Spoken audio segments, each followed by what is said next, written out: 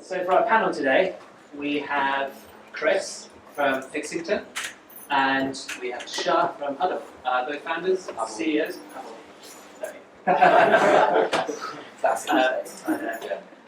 So I'll let you guys kind of introduce yourselves, I guess, and do a short pitch of, what your companies are about, and then we'll get into just a couple of questions and open it up to the audience very soon after. Okay, so I'm Chris. I'm a co-founder at Fixington.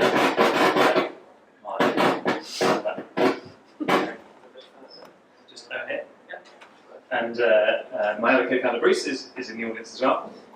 So Fixington allows you to book a plumber or electrician at a time and date of your choosing. So we help homeowners and landlords keep their homes maintained. We've got a free app for tradesmen that we launched last July now, and so it's been going for about a year, and we've been building our supply side of our marketplace service. It's been really important for us to do that. So we've got a free calendar app for tradesmen, and they can invoice customers, they can send estimates, and they can manage all their contacts for all existing customers. And then we've kind of pushed out a number of updates since then, and back in March, April time, we launched bookings for customers. So now customers in the London area mostly, I think we've got a pretty good coverage of London for electricians. We're now taking bookings, and we've been doing that for about 4 or 5 months, so very early stages. And it's been working out okay. Apart from obviously the very first month, which is one booking. But gradually we've been thankfully improving that month on month up until today. So it's a bit of an intro about Fixington. Hi guys, founder of Hubble, hubblehq.com. We're an online marketplace to rent office space for small, medium-sized businesses without the use of an agent or a broker. We first started, we launched in January 2014 as a way for technology startups, particularly early stage startups, to find spare desks in offices of other later stage startups. So we had people like Songkick, Go Cardless, Moo.com renting spare desks to younger startups on a monthly rolling basis. Where the idea really came from was that I actually used to work as an investment banker in a previous life before this, and I was advising lots of large corporates. And one of the trends that I kept seeing was that technology was disrupting the way that large corporates worked in various ways, but actually a really tangible way was them needing less physical space. So, for example, I was actually advising Home Retail Group, which is the owner of Homebase in Argos. They were battling Amazon in pretty much all their product categories. They had a third of their stores which were unprofitable, and they were trying to see how they could actually invest more into their online space. However, they had there's about 700 Argos stores across the UK, about 300 Homebase stores, and they've all got 10, 20-year leases. So even if you shut the store down, you're still incurring the rents on that. And so actually my boss asked me to go and investigate a creative solution to this problem that they were having, and we're advising the CEO, CFO. And I think I took his advice a little bit too literally, where I went on Google and I sort of was researching, and I found that Sears department stores in the US were facing the same problem. And they ended up subletting their big box department stores to data center companies. So they essentially found an alternative tenant to take on the lease risk, that they could then invest that money back into their core business. So I proposed that to my boss. He kind of laughed me off, saying, "This is absolutely absurd. I expected you to come back to me with the next restructuring model. So go back and do that." And so I didn't think it was absurd. So I kept seeing the same trend over and over again, that there was vast amounts of commercial real estate sitting untapped and completely vacant from large corporates. And on the flip side, I saw at that point in time, 2013, the huge tech scene rising and the amount of small, medium-sized businesses and startups coming up.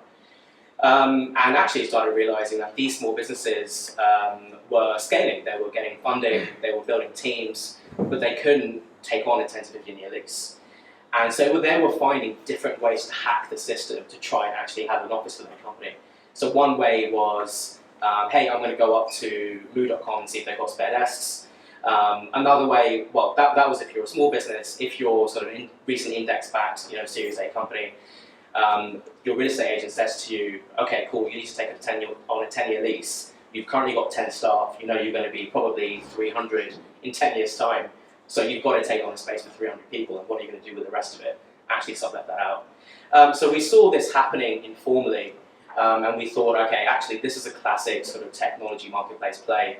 I'd already started to lead banking at that point in time. I joined a program called Entrepreneur First. That's where I met my technical co-founder, so my life was a little bit easier than yours on that front.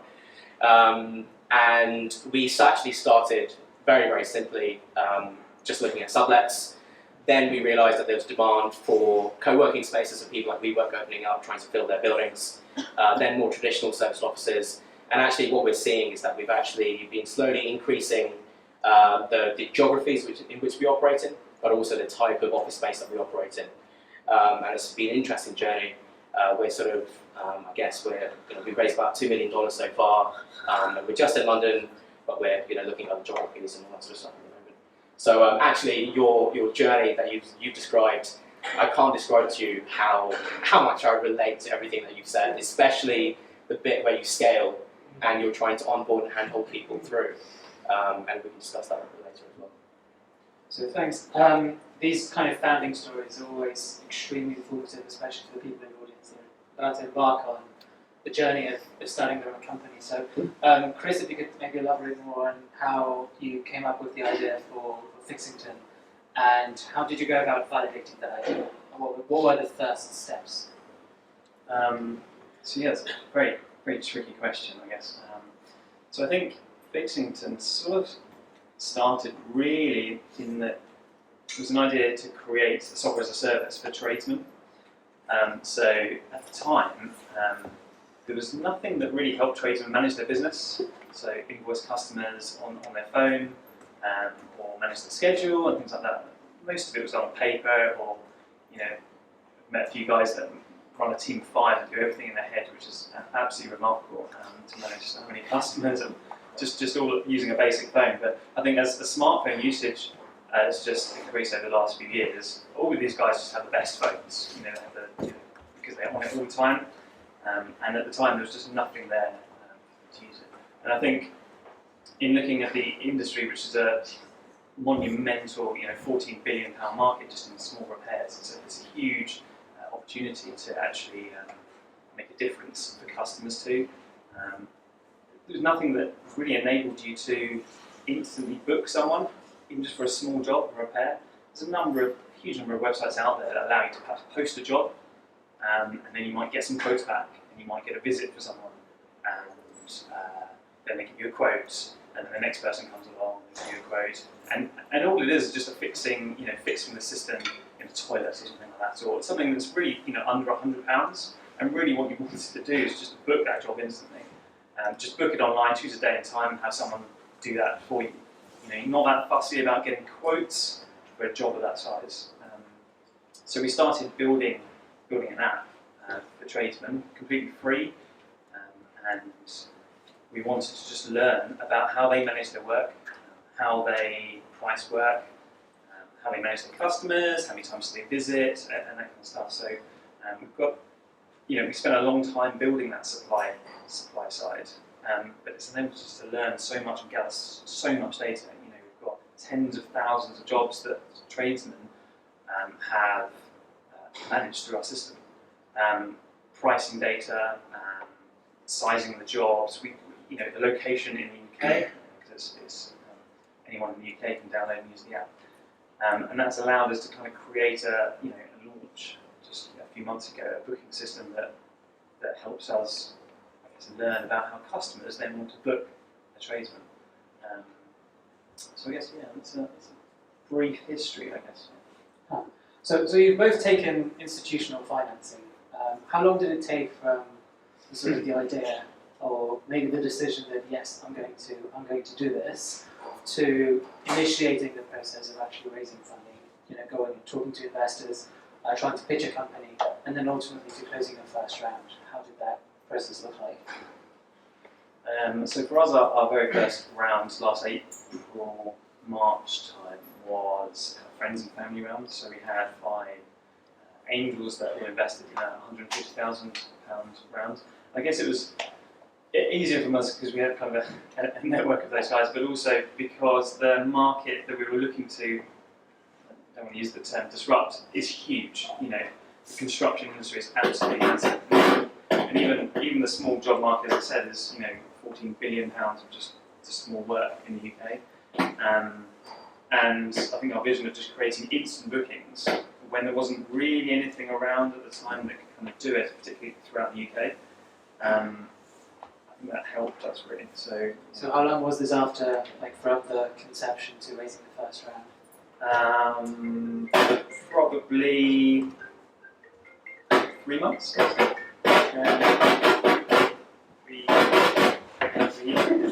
Let's keep substituting. Probably just 3 months, and we kind of had a prototype, and kind of had a rough prototype, a vision, and we managed to convince just a few people to get us going. And we run our business very, very lean, so we hire freelancers and talent from around the world, and we're completely remote, so we kept our costs very, very low. So that 150 lasted us probably about 16 months or something like that, to just give us the opportunity to build all those suppliers and iterate on our app several times over, probably 7 times. We shipped updates, some big updates in that time. All right, what about you?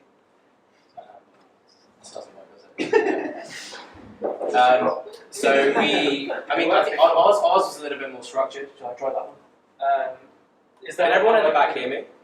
Yeah, right. Let's Okay, just stick to this. Let's just stick to shouting. Ours was a little bit more structured because we came out of a program called Entrepreneur First. So between September 2013 and December 2013, we were sort of like working on the idea, the concept, doing lots of custom development, testing lots of stuff. The initial idea was actually closer to what Appear here is at the moment in terms of focusing on retail and workspace. We then launched in January 2014. Entrepreneur First, again, were very good at pushing us into making sure that we had a big vision story, we had traction, we had a product that was a minimum viable product that worked, and we were looking to build we were starting to identify candidates that would build a good team. So we had Demo Day in March 2014.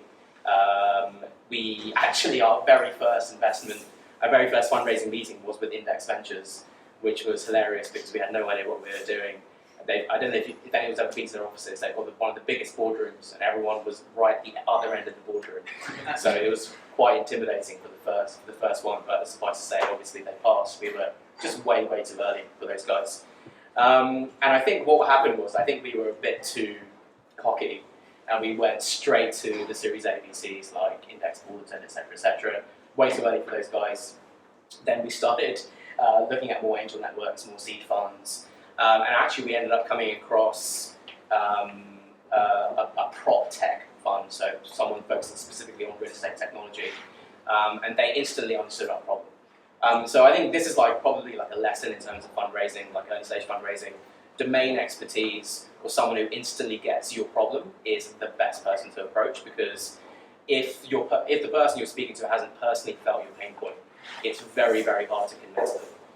So actually we were quite fortunate to find real estate tech investors, because there's actually not many of them in the world, let alone in the UK.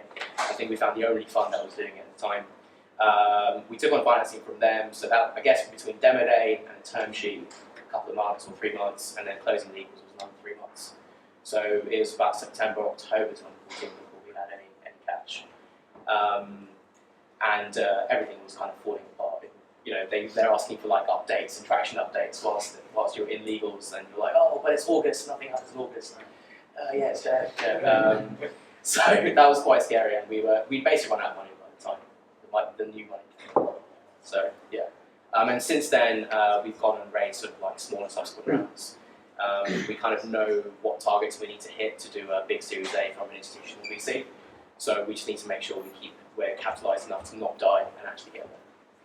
So how did you go about kind of validating the idea? Because you all have mentioned this sort of I suppose theoretical validation in the sense of doing market research, trying to understand, yes, this is a big market, yes, this is worth pursuing. Like, what was the strategy that you used, or at what point did you know that this is working? Like, I've got something here. We just started off as property brokers. Like, we didn't even have a website for until February, like the month before Devon Day. Even then, the website was one page, and it was one of those classic landing pages that you can build from bootstrap.com or whatever. And we had 5 listings on it. So our proof of concept was myself and my co-founder just out there hustling and trying to work out whether startups wanted to go work in other startup offices, and if they did, how do we do that? And how should we make money from that, really? So it was a concierge type. Yeah, fully concierge. We're totally subscribed to the Paul Graham school of do things that don't scale and then scale them.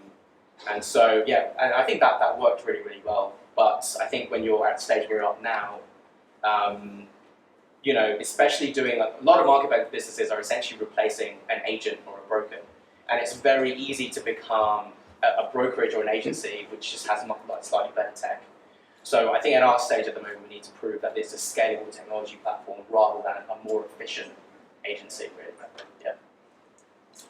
So how about you, Chris? How did you go about validating your product? Yeah, I guess we see ourselves having 2 products to validate. I guess that's what makes marketplaces unique and the challenge, because you've got to keep 2 sets of people happy. So, we built that tradesman product to try and keep those guys engaged. We knew that there's always room for more work, even though they've got their own customers. There's always room for that. We just needed to build a network and keep them engaged on a platform in some form. So we found that we've got a few hundred guys now using our app every single day, and then from that pool of suppliers, we then just recruited people in a specific region. So we have a number of London electricians, and that's pretty much where we started from.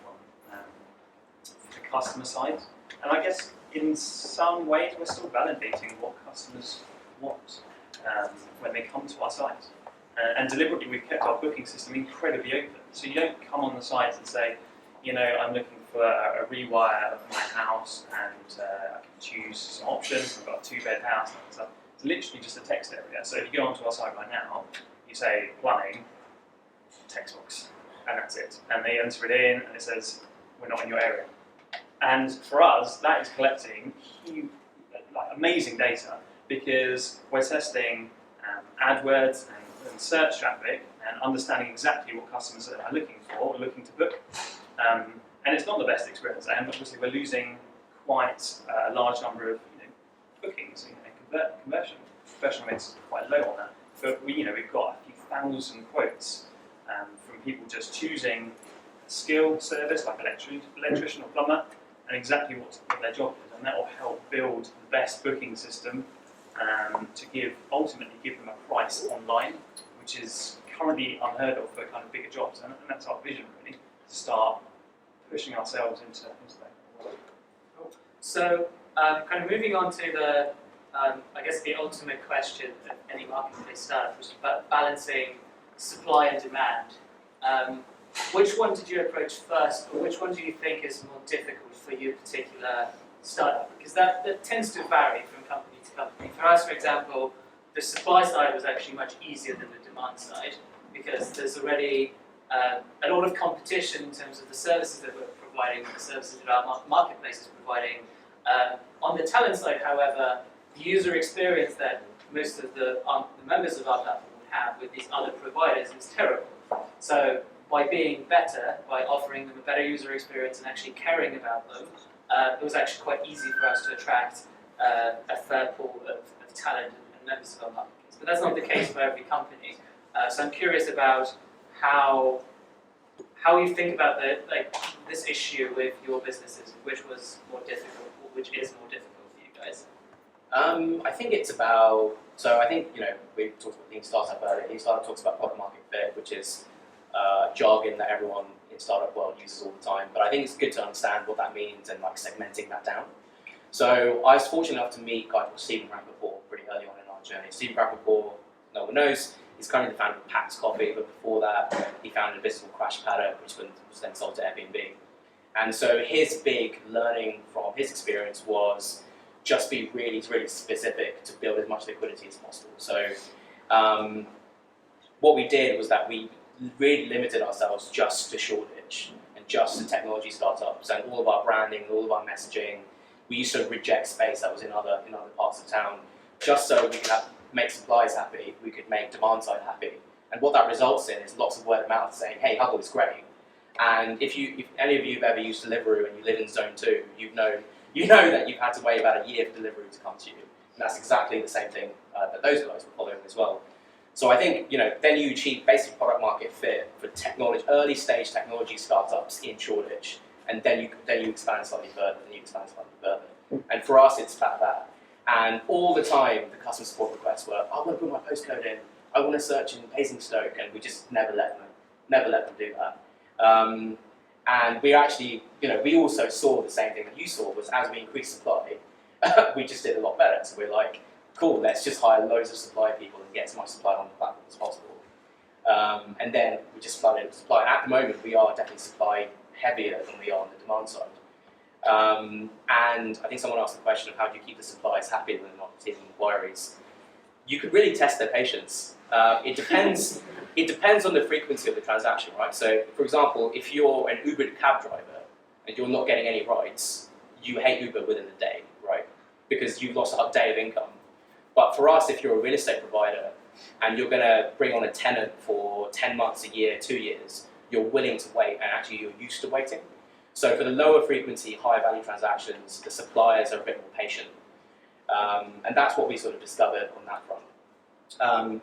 And in terms of sort of like scaling up the demand side, which I think was a question that was asked before, it is a question of like, make sure your product conversion is awesome. But actually really understanding the fundamentals of all of your marketing channels. So PR, SEO, anything organic, social, word of mouth, knowing if you bring in someone from Facebook, how much they cost to bring in and how to scale that up, which we're still trying to figure out. How about you? How did you approach it? It's not on the question, so thanks for reiterating. I was just asking about how you approached the sort of supply and demand balance, and which was the first one that you tackled, and I guess which is the more difficult for your particular Yeah, I guess when we first started, the supply side was the most difficult, but now it isn't, because we was running that service for them for a year, and we've learned so much. We must have had thousands of conversations in intercom and phone calls with those guys to really understand how they operate, what they're looking for, and things like that. So supply side is probably not really our issue, and we spent quite a long time doing it, perhaps too long, on the supply side before then opening up to bookings. And I think we perhaps over-engineered our booking system a little bit too early, but now we're kind of working through that. So we're really trying to bring our cost of acquisition down to a level which we like. So, Tushar, you're about to sort of develop and growing your team quite significantly. I think you mentioned that taking it from about 16 to 25. Yeah, well, we were 10 plus 5. So I suppose the sort of interesting question around that is how do you organise your team, especially if you have functions that are specific to a particular side of your marketplace, like supply and demand. How is your growth team structured for that? Do you have people looking at both sides separately? Do you try to put together sort of teams that can handle each side of the marketplace, like from end to end, and they kind of work as like your supply group and your demand group, or do you have cross-functional teams where you have growth that looks at both sides? I don't know if you've run into that problem. Yeah, I mean, this is why I spend every night awake thinking about. It's an interesting one. I mean, so it depends on your method of acquisition for each side. So most of our demand side acquisition is digital acquisition. So we've just got digital marketers just fueling the demand side. And we also found that lots of demand side marketing actually brings in supply as well. It kind of makes sense if you're the person looking to rent office space, you're going to go to the site where everyone's looking for office space. And so we get a sort of like 20% of our of our demand side traffic ends up being supply side traffic, which is quite cool, I guess. Our supply side acquisition is all basically direct sales, talking to the real estate industry, bringing stuff on, and it's a lots of sort of relationship work. So we can separate that quite easily. So our marketing team is purely focusing on digital acquisition, the demand side. Supply side is focusing on just bringing on as much inventory. The problems we run into in the past is that the supply side guys get a bit too liberal because they want to hit their targets on how much inventory they're acquiring. And actually what they don't think about is liquidity in the marketplace. If actually what they're bringing on is actually going to get rented out. So at the moment we're currently firstly developing like an all-round company liquidity measure which shows liquidity on the platform between 0 and 1. And that in itself is determined by lots of different variables and lots of different weightings. One of whom which is fill rate. And it's also, the other one is NPS score. So after we bring on a landlord, we NPS survey them after 30 days. Then we survey them 90 days rolling. So we get to see did they even get filled, and if they're not filled and they've been waiting 6 months, how happy are they? Do they really hate us? So our supply side guys they're sort of incentivized by 3 things. They're incentivized by fill rate, by hitting inventory targets, and by NPS scores. And that seems to keep the demand side guys happy because their thing is just like, we need to do this many transactions per month, and you work with the product team to optimize that conversion so we can hit the targets. So I want to open up to the questions from the group. Before we do, what was your biggest mistake that you've made, kind of building your marketplace? Whether that's wrong focus, wrong hire, mistakes around product development, misconceptions that you've had. Is there anything in particular? There's obviously lots of learning as you grow a startup, so quite particular one. But is there anything that you would have done differently if you started over again? Yeah, absolutely. Just launching too late. I mean, maybe it's a cliche. I mean, everyone always thinks that the product has to be more sophisticated than it actually needs to be. And our booking system right now has just been a type form, and we've probably already got the same level of insight that we do right now. Collecting the job that customers want to book, and then many do want to go on to obviously book, many drop out, but we retain that data. We could have built something much simpler than we currently have to get that early validation and learning earlier about what makes the best booking system possible for customers to book a trade through. So launching too late, and loads of people always say that. And I've heard people tell me, over the years, and I've worked in corporates and that kind of stuff, and you never listen, so you're it. So, but yeah, absolutely, launching too late. Tushar? I think the most important thing for your business in early stages is the people who's on it. So your first, 20, 30, 50 hires are basically what determines your success or your failure. Our very first hire was the wrong hire. We ended up letting it go after 2 months. And that actually, just that one mistake meant that we had no marketing function for 9 months. Because we couldn't find the right person, we found the right person, we couldn't afford them, or we found the right person that had a 3-month notice period on their job. And it just kept going on like that. And we found some freelancers, they were okay. And so paying lots of attention to who you're actually working with is really important. We've had one toxic hire in our business, and again, one person out of 15 people can dismantle your entire company. And so we're very particular, very careful about that now. We hired in haste. We hired based off of CV experience. We didn't test that much for, does this person fit with our culture? Can we trust this person? And the gut instinct at that point in time said no. We went against the gut instinct, and they ended up being 4 months. All right. Well, thank you guys, and let's take some questions from the audience. I don't think I'll even attempt the mic. No, it's dead. Right, can you just make sure that we can hear that and clear? So just a question for Fixington. How do you deal with the two of the sort of defining stereotypical characteristics of tradesmen? So they're, if I can generalise, they're unreliable and they're seriously busy. The good ones are busy in summer. I try to get hold of a painter, he's booked for 2 months. So the good ones are really busy and generally they're unreliable. And for a lead gen service like yours, where you're not owning the process, where you're not brokering an introduction, but really you're not a pastoring service or a plumbing service, you're passing off to a tradesman who kind of, the customer's got to through you.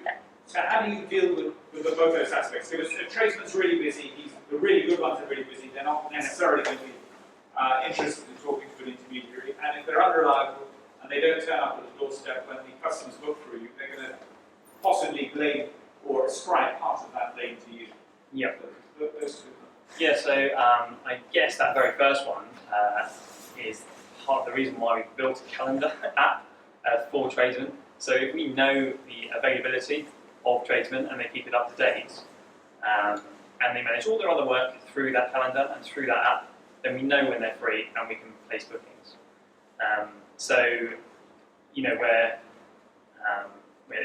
we're pretty reliable on that side of things. And because we're a closed marketplace, so customers don't choose who you get.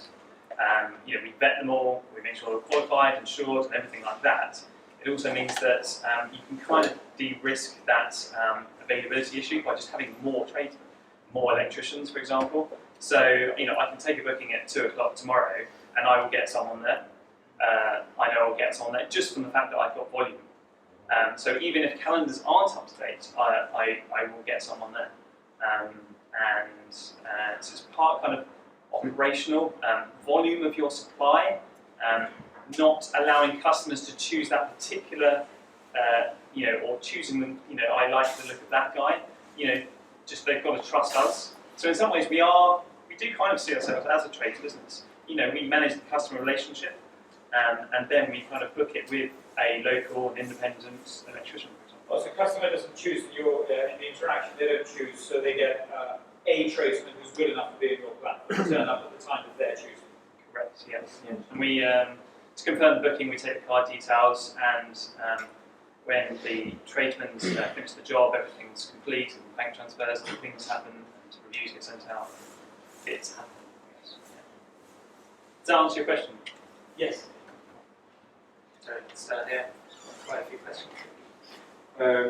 Just for both of you, in terms of pricing and pricing of your supply, how much do you both have a say, if at all, in kind of setting the price that your supply will offer?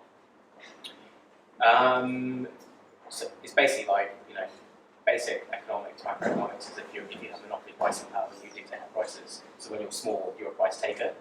So you have to basically look at the industry average, do that, and you know, for people like WeWork, we basically charge the standard that they pay to other agents and brokers because they can afford to pay it. For companies that are subletting, that are looking to sublet in order to continue surviving and supplement their cash flow, we charge half that, we charge 5%. So we just sort of tried it, and it seemed to work, everyone seemed to be happy. The guys who are like, don't like using agents, were like, okay, cool, we get half the price. The guys who have to use agents anyway, like, cool, this fits into our standard comp structure, and we'll just do the payouts as normal. I think as you grow larger and you own scale and you own volume, you can start dictating terms, and you can actually, people say once you set a price you can't increase it, but you can with marketplace businesses once you own scale and volume. Airbnb could probably double their prices tomorrow, and yes, there'll be some drop off, but I reckon they'll probably, you know, do pretty well out of it. So we set the price, and I think part of the reason why Fixington is such a big opportunity because there's so many huge subcontract agencies that spend about tens of thousands of pounds on AdWords, and these guys charge through the roof. So if you search for electricians in London, you'll get a few subcontract agencies that if you call them, you know, they say, you know, it's only £90 per half hour, and it's kind of that kind of thing happens quite a lot. So and then the tradesman that gets that job, he gets 50% of the work. So there's actually a huge gap. So we can charge less than them and pay out more to our tradesmen, and basically give both customer and tradesmen the best experience. Question in the back. Sorry, I'm coming from a property development background, right? I had my own maintenance company for some time. one of the things I noticed is that the customer always downplays on the actual job because they want to be charged less. That's number one. And number two is that you can never really tell what the job entails. So what I want to know is, how do you actually price the job and ensure that you actually don't really charge less for the job, right? Yep. And then also, if you had those kind of instances, how have you dealt with it, really? Yeah, so we started, and we still are, with a very thin service. So we really deal with repairs. So you can't price it over the phone. So we basically give you an estimate per hour, and we sell the real benefits of that. So if you don't fix it, you don't pay for it. Say, for example, it's £89 per hour. No matter if they've downplayed it or not, they've kind of agreed to, yeah, I'm happy with that hourly amount. We make sure that all our electricians and plumbers call a couple of days before, they have a really good conversation, and we make it really easy for them to do that, so that they know exactly what they're going into. You are right, there is a bit of an unknown factor there, but we're not currently doing jobs which might require sort of fixed price or anything like that. And part of the reason why we leave it so open and why we've got such a fantastic data network of tradesmen, we've got that great information, that pricing information, that we can gradually increase the size of our jobs and give estimates online. We're not at that stage right now, so we're really doing repairs and kind of small jobs, 1 hour, 2 hour max probably. But over time, with the data we've got, we can start to estimate, potentially even take the risk of that price as well in the future. So this is a question for Tushar. You mentioned talking to VCs about raising a Series A and having those benchmarks that you had in mind that you had to hit. Having spoken to some VCs recently, one of the stats that they talk about is you must be at an annualized transaction volume of £1 million. I was wondering if you could speak generally about what VCs look for in marketplaces and whether you saw in your conversations any trends. And were they picking up on the same things? What were they asking you about the team? What's it like to raise a Series A as a marketplace? I haven't raised Series A yet, so I can't give you that.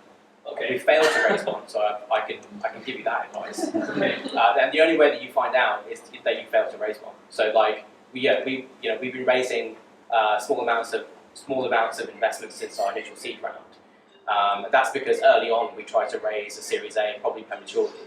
And then we actually got really constructive feedback because we knew the VCs really well. So we've actually got pretty tangible things that we need to prove. But it's different with every single marketplace. And I don't believe that, I think with SaaS businesses, where you can compare across the board, then they have certain benchmarks. Like in the US, you need to be at like $1 million annual recurring revenue. Marketplace businesses, it really depends on your business. It depends on B2B, whether it's consumer, etc., etc. What it's about proof points. So can you prove that the model in its current form is scalable? Can you prove that you can actually scale it? So if a VC gives you £3 million tomorrow and you've said you're going to allocate £2 million to marketing, to scaling it up, what are your proof points that those £2 million will return an ROI of 10x over 12 to 18 months? How do you prove that? And they're basically looking for those proof points. And essentially what it really boils down to is, how much confidence can you give me that if I give you this much money, that you're going to return this X in this many years? And it's all about, for us, for marketplace, it's all about unit economics. And it's all about how much does it take to acquire a customer? What's the LTV of that customer, lifetime value of that customer? What's the payback period? Payback period, I think, gets forgotten a lot. The payback period is probably the most important, because as soon as you get paid back, you can reinvest that money back into more growth. And that allows you to build that flywheel where you get that hockey stick growth. And you can't bullshit your way through that. You need to actually fundamentally understand that. And our problem was that we just didn't have a sophisticated enough marketer in the team who understood that, and me as a founder, I was doing that, but I was also doing 10 other things. So I had a basic understanding of it, but I just not deep enough to really get it. So the first thing that we did was we hired in someone experienced to actually just purely look at that for us. The other aspects for us, especially the questions we get asked is, we've dealt with an early adopter customer base for a long time. Can we cross the chasm into the mainstream? And actually, can we demonstrate tangibly that works? And also, does our model work in other geographies? Those are 3 questions we need to answer, basically. And we know what proof points we need and probably have to get them. If we Alright. get them. I'm afraid we have to wrap up. We've already kind of extended our welcome here. So I want to thank WeWork for letting us use the space.